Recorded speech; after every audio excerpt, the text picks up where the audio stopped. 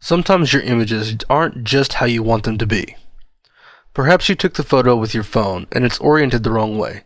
Or maybe you only want a small portion of the image for your site. WordPress gives us a simple image editor to accomplish feats like this. Don't mistake this for a fully featured Photoshop replacement though. Its only duty is to make simple alignment, sizing, and orientation changes.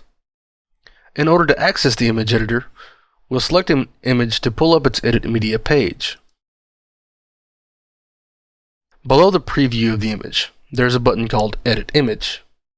If we click on that, we're now in charge of our image editor. We can change the title, caption, alt text, and description here, as well as in the simpler Edit Media screen. But now we have some new options. These are the buttons that we're concerned with on this page. They'll allow us to change our image so that it can fulfill its duty on our site. They'll allow us to crop, rotate, and flip our image. Cropping an image is simply to cut a piece of that image from the rest and discard the rest. It's good if we have an image of, say, a flower that's part of a larger image where we don't care about the rest of the larger image. You may notice that the crop button is actually grayed out, which can be confusing, especially for those that have used programs like Photoshop, where the action of cropping is often preceded by selecting the crop function, which gives you a new cursor. In this screen, however, you select the part of the image you want to crop first. Then you can click the crop button. Next to crop, we have the rotate buttons. We can rotate 90 degrees left or right and back again. Beside those, we have the flip buttons, and we can flip our image horizontally or vertically. Finally, we have the undo and redo buttons.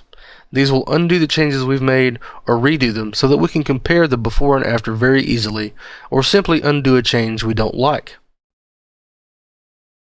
We can also scale the image if we come to the options on the right. It will tell us the original image dimensions and allow us to scale our image up or down.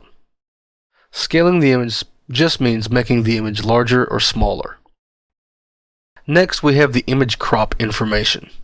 When you crop an image, these boxes will be filled out, and it will tell you the aspect ratio and your selection dimensions.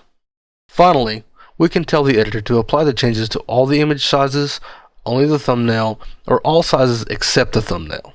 Once you have made all the changes you'd like to make, you can click on the Update button.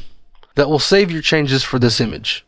It is not possible to save as, so you can't make changes to an image while preserving the original.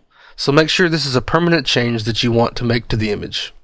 Also in the save box is the uploaded date, file URL, file name, file type, and the dimensions of the image. With this image editor, you should be able to make the simple edits to your images that you need.